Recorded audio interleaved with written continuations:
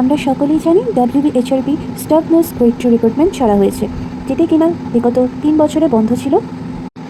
আবার পুনরায় 2025-এ এটি ছাড়া হলো, যার অনলাইন রেজিস্ট্রেশন আর অ্যাপ্লিকেশনের সাবমিশন ডেটটা 13/8/2025 থেকে 3/9/2025 অবধি দেওয়া রয়েছে, যেমনটা কিনা তোমরা নোটিফিকেশনে দেখতে পাচ্ছ।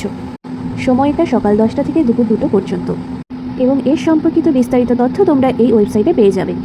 এবং এখানে তোমরা দেখে নেবে, এখানে পেমেন্ট স্কেলটা টোটালটা দেওয়া রয়েছে, তার মধ্যে থেকে DA, MA, আদার্স যত কিছু রয়েছে সবই দেওয়া রয়েছে।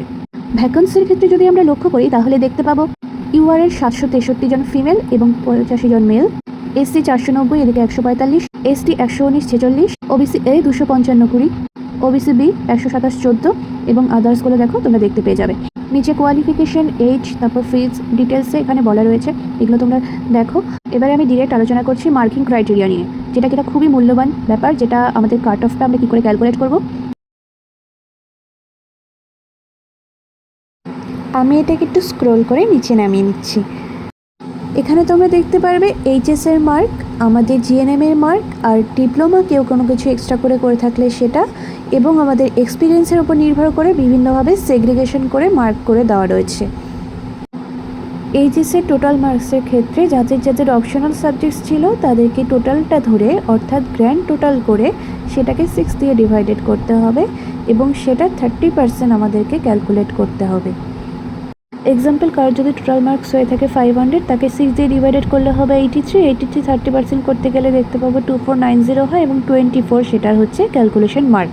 এবার চলে আসছি GNM এর মার্কসের ক্ষেত্রে। বাঁদিকে যেগুলো দেখতে পাচ্ছ ওগুলো হচ্ছে তোমরা টোটাল কত পার্সেন্টেজ পেয়েছো, এবং সেই পার্সেন্টেজের উপর ভিত্তি করে ডান দিকেগুলো হচ্ছে তোমাদের মার্কস। কেউ যদি 55% পেয়ে থাকো তাহলে তার 35 হবে, কেউ 100 পেয়ে থাকলে তার 40 হবে। এই হলো ব্যাপার।